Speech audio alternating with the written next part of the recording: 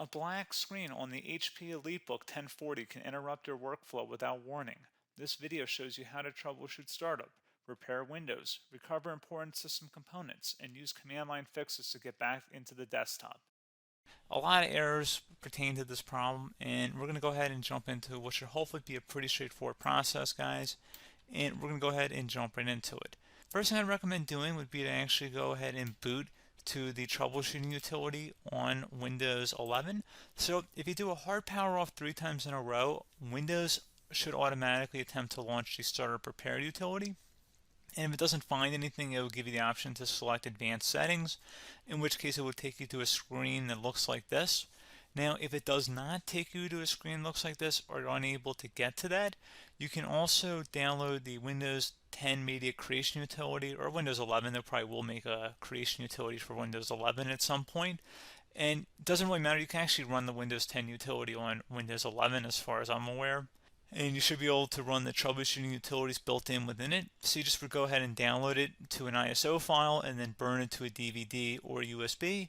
It'd have to be about 4 gigabytes or more. It couldn't be a small USB flash drive, and it couldn't be a CD. It'd have to be a DVD. And then you'd boot your computer from it. So depending on the computer manufacturer, you'd have to tap a different key on your keyboard in order to launch that menu, in order to select what boot drive you want to go off of. So it could be anything between the escape key, F2, F8, F12, for example, and those are the function keys on the top of your keyboard. So you may have to just do a little bit of trial and error. Shouldn't take you more than a couple minutes. Googling it would probably be best before you even begin. But anyway, we're ready to go ahead and jump right into it. So we're on the choose an option page. So these will look very similar whether you're booting from it directly within Windows itself, or if you're plugged in a USB flash drive with the media creation utility installed and you selected the recovery option. So when you are setting up your Windows 11 installation or Windows 10, depending on the drive you're using, there should be an option to repair your computer in the bottom left corner of the dialog window, one of the first screens that comes up. You go ahead and select that, and then it would take you to a troubleshooting screen like you see here.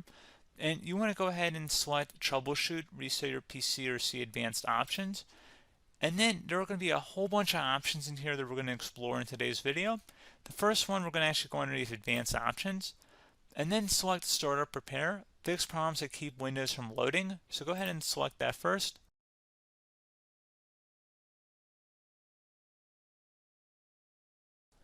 Okay, so you can see it cannot repair our PC. That was our first option we could try. Something else, if we go back into advanced options here and then select troubleshoot, we're going to go underneath advanced options again. You can go ahead and actually access safe mode by selecting startup settings. And then if you select the restart button, you have the option on the screen select safe mode with networking, which will give you a key on the screen. It'll tell you which key to press to enter that. I believe it's the F7 key. It'll do that for you. I'm not going to go over that in today's tutorial because I don't really want to go into safe mode, but you're more than welcome to attempt that by going into here and then selecting restart. Again, it'll launch another screen. It'll say what key do you want to press, and it'll give you like 7 or 8 different options, and you want to select safe mode with networking. There's also an option for a command prompt too, but that's going to be something we're going to cover later in this video, and we don't even have to go through that in order to access it. So that's why I'm not going to really push for that, because unless you know exactly what's causing the problem, you probably don't need to go into safe mode. Unless you're trying to recover files, in which case then you definitely can go into safe mode, but we're trying to actually recover our computer here. So I hope that makes sense.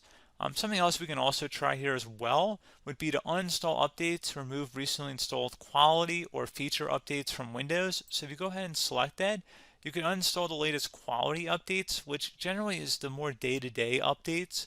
Feature updates are the less regularly released ones, like the big ones. I would equate it to service packs in like Windows 7 and Windows Vista and Windows XP. So larger updates that occur once or twice a year at most.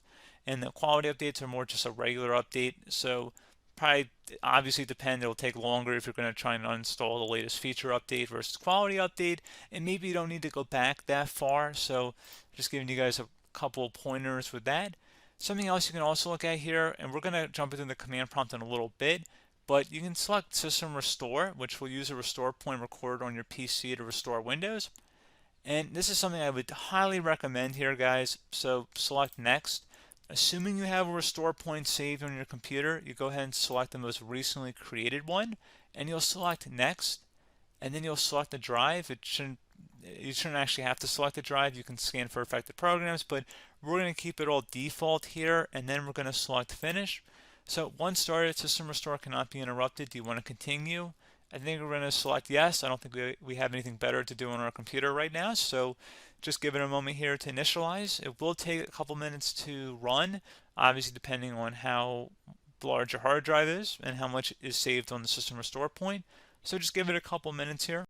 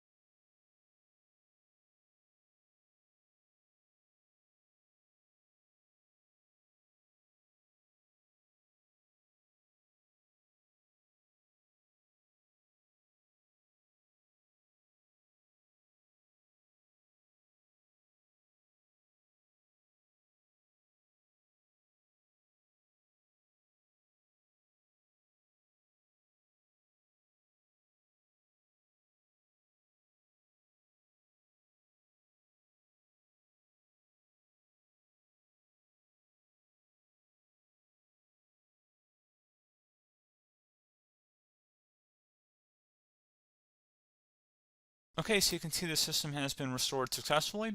We're going to go over a couple different methods in addition to that if that did not work. So I'm just going to pause the video and we're going to start back on the recovery screen that we started with. Okay, so a couple other things we can try here too. If you go back into troubleshoot, you can select reset your PC while you choose to keep or remove your personal files and then reinstalls Windows.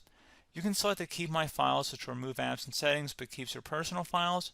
You can also select remove everything, which will remove all of your personal files, apps, and settings. So this is more of a factory reset, the second option here. First option, it should not delete all of your personal files. However, it will pretty much clear most of your programs, and keep in mind, there's no guarantee that your information, number one, is even still available and easily recoverable on your computer to the point that you actually would be able to recover anything. And the second point is that there's always a chance that it won't actually recover and it will just do a factory reset anyway. So there's no guarantee that actually would keep your files anyway. So I would recommend trying to get a recovery tool and backing that up first before selecting it anyway. But again, those are a couple of different options. And then something else you can try here if you go back to the choose an option. Another option, if you go underneath choose an option and select troubleshoot, advanced options, and now select where it says command prompt. Okay, so the first thing we should do is type our main hard drive here. In most cases, it should be the C drive. So you just do a C : and then hit enter on your keyboard. So once you're underneath the C drive, we're going to type in dir and then hit enter on your keyboard. It should have program files, users, and Windows all in there. That's how you know you're in the right directory.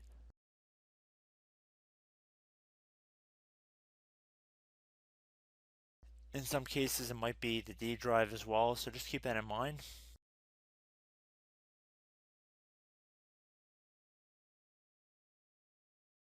Next thing we're going to do is type in cd space /Windows /system32 /config, and then you're going to hit enter on your keyboard.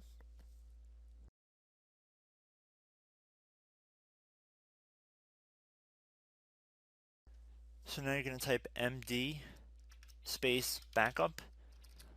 If you've seen other tutorials, it might also say to put down md backup. That's because the backup name is pretty common when you want to back something up. So you can name this whatever you want, doesn't have to be backup.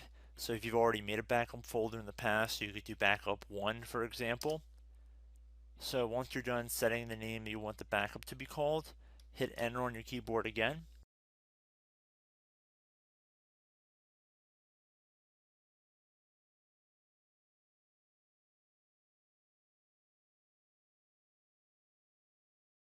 At this point you want to type copy, C-O-P-Y, space, then you want to do the star symbol above the 8 key, then do a period or a dot, whatever you want to call it, then another star sign, and then another space, and then type backup, and then hit enter on your keyboard.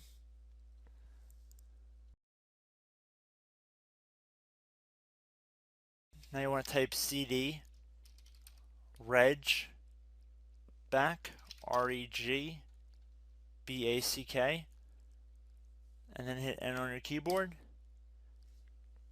So now that we are under the reg back, so now you want to type dir again, and then hit enter.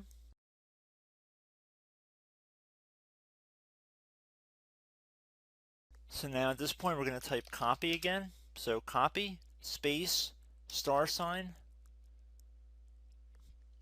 dot, another star sign, space, and then 2 dots.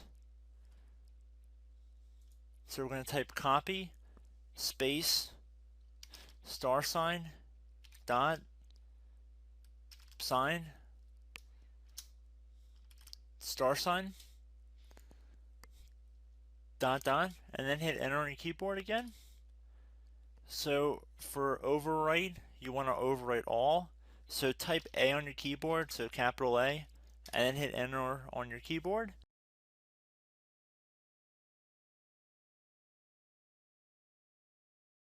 So at this point you should be good to go. You can close out of the command prompt window, and if you accidentally continue to Windows 10 you should be all set.